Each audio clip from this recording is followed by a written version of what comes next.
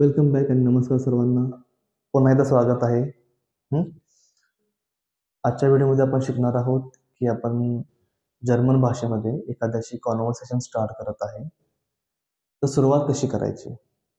हं. आपण भेटल्यावर हाय म्हणतो, हॅलो म्हणतो, नमस्कार म्हणतो, राम-राम म्हणतो.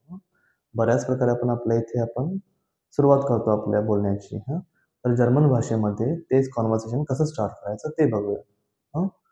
तो स्टार्टिंग अ कॉन्व्हर्सेशन तुम्ही हॅलो म्हणू शकता.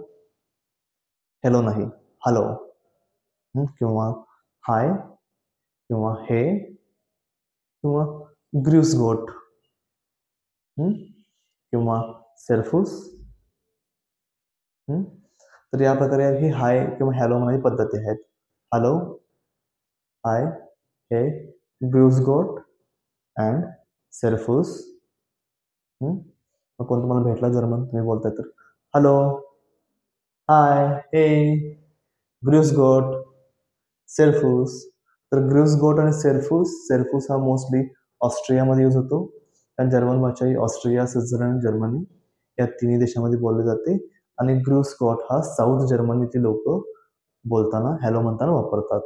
इन जनरल जर्मनीमध्ये तुम्ही हे पहिले 3 वापरू शकता. स्पेसिफिक पहिले 2 मी रेकमेंड करेन की हॅलो आणि हाय. किंवा तुम्हाला एखादं ग्रीट करायचं आहे सुरुवातीलाच की सुप्रभात किंवा गुड मॉर्निंग म्हणायचं आहे तर गुटेन मॉर्गन, गुटेन मॉर्गन किंवा गुटेन टाग आणि गुटेन आबेंड.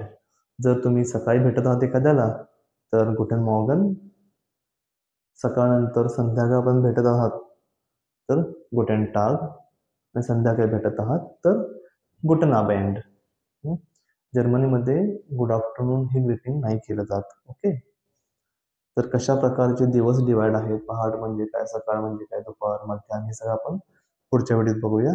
आता लक्षात घ्या हे काय म्हणतोय आपण हॅलो, हाय, हे, ग्रूस गोट, सेल्फूस, गुटन मॉर्गन, गुटन टाग अँड गुटन आबेंड.